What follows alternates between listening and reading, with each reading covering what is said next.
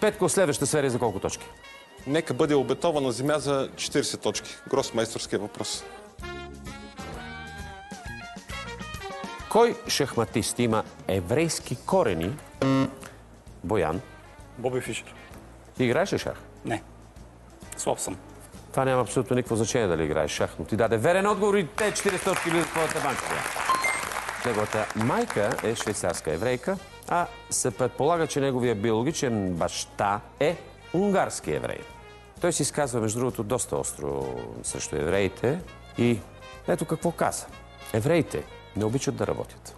А това е едно от нещата, които евреите най-много мразаха, и то в хитлеровите концентрационни лагери. Никога не е имало никакви газови камери. Това са глупости.